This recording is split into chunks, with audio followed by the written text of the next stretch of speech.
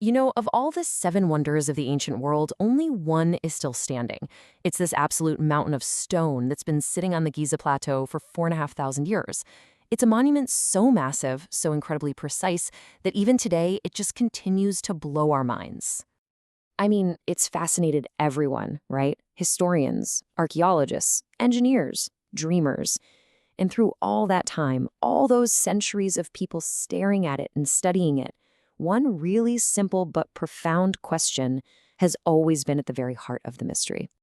How on earth was it built? Seriously, think about it. 6 million tons of stone, each block shaped, moved, and lifted with just breathtaking precision. And they did it all without any modern machinery. So how did they pull it off? How did an ancient civilization create one of the greatest engineering feats in all of human history? Well, today we're going to dig into the clues together. To really get your head around the scale of this achievement, just think about this number. For almost 4,000 years, the Great Pyramid was the tallest thing ever built by humans on the entire planet. It held that record all the way from about 2600 BC until a cathedral was built in England in 1311. That's just incredible. Okay, so to get to the how, we've got to start with the who and the why. Because this was so much more than just a building project. It was one man's massive vision for eternity, literally carved in stone. The entire thing, this whole massive undertaking, was for one person, the 4th dynasty pharaoh, Khufu. This wasn't just his tomb. It was designed to be a machine, a kind of spiritual launchpad that would send his soul into the afterlife and turn him into a god for all time. You know, the ancient Egyptians actually called it Akhet Khufu, and that translates to Khufu's horizon. How amazing is that? It tells you everything. This wasn't just a box to be buried in. They saw it as this sacred mountain where the king's spirit would rise and set just like the sun, forever and ever. And you have to remember, the pyramid wasn't just sitting there by itself. No way. It was the heart of this huge sacred complex. We're talking temples, long causeways, tombs for his entire family, and all his top officials. He even had 3 smaller pyramids built for his queens. And get this, they found 5 full-sized boats taken apart and buried, all ready to carry him on his journey through the stars. So who on earth could build something like this? For a long, long time, the story everyone knew was, well, it was a pretty grim one. But modern archaeology? It's completely turned that old story on its head. The story most of us have heard comes from the Greek historian Herodotus. Now, he was writing 2,000 years after the pyramid was even built, and he told this tale of 100,000 slaves suffering under the whip. But we now know for a fact that's a myth. There is absolutely zero evidence for that. Instead, what we've found is proof of a skilled, paid, and really well-fed workforce of Egyptian citizens. This whole new way of thinking really comes from a big shift in perspective. And it's summed up perfectly by the archaeologist Mark Lenner. He said he realized he had to literally turn his back on the pyramids to understand them. He needed to find the people who built them. So he went looking for their city, this lost city, right there at the base of the Giza Plateau. And what his team found was just, wow, it was extraordinary. They dug up the entire infrastructure of a massive state-run project. I'm talking huge barracks that could house thousands of workers, bakeries that were churning out bread on an industrial scale, and get this, piles and piles of animal bones that showed the workers were eating a ton of meat, which was a real luxury back then. This was no slave camp. This was a city for a skilled and, proud workforce. But the most incredible clue, the one thing that gave us a true first-hand account, wasn't found at Giza at all. Nope, it was discovered about 150 miles away, in these remote caves in the middle of nowhere. What they found there was the world's oldest known papyrus. It was the diary of a man named Merer. And Merer wasn't a king or a high priest. He was a team leader, a middle manager, basically. And his logbook? Well, it's the only eyewitness account of the Great Pyramid's construction that has ever been found. It's been described as finding an ancient Excel spreadsheet, and that's exactly what it's like. It's this incredible logbook detailing dates, times, deliveries of stone to the pyramid site, which he actually calls by its proper name, Akhet Khufu. It even records how much bread and beer his crew was getting. It just makes this giant, ancient project feel so real, so human. So, Thanks to the worker's city and Mira's amazing diary, we know who built it. Now, let's get to the biggest question of them all. How in the world do they actually do it? Okay, so let's break it down. The whole process was basically 3 giant challenges they had to solve. First, you've got to quarry the stone, get it out of the ground. Second, you have to transport millions of tons of it. And third, you have to figure out how to lift those massive blocks, hundreds and hundreds of feet into the air.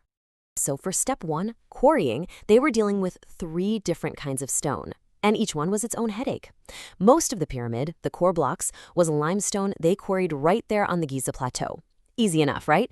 But the beautiful, smooth, white casing stones, those had to be brought by boat from a place called Tura. And then, for the king's chamber, they needed huge granite blocks, some weighing up to 80 tons. And they had to haul those all the way from Aswan, which is over 500 miles away. Just think about that. And that brings us to step 2, transport. How do you move all that stone? Well, this is one of the huge puzzles that Mayor's diary just blew wide open. He wrote about his crew building a whole system of man-made canals.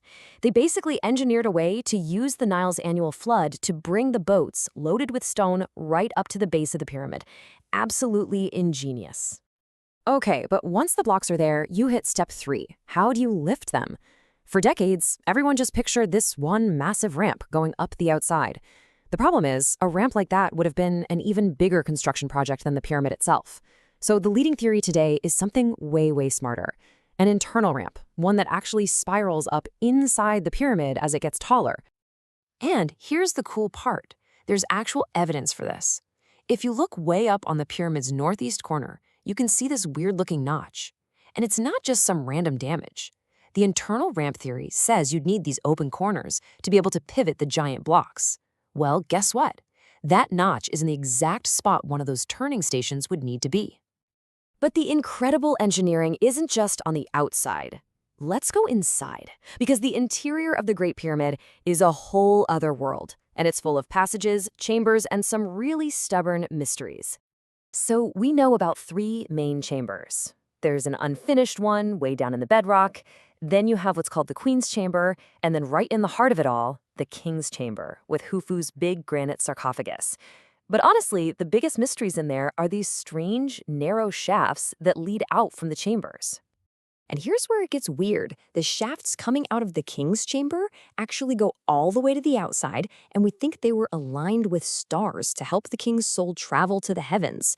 But the shafts in the queen's chamber, they were sealed shut on both ends. So why would you build these perfect little tunnels just to block them off? It makes no sense. So naturally, this led to some high-tech explorations with robots. Back in '93, a robot went up one of the shafts and, bam, hit a little limestone door with copper handles. A decade later, a new robot drilled through that door, only to find another door right behind it. Then, in 2011, they snuck a tiny camera past that second door and saw some mysterious red markings, but no chamber.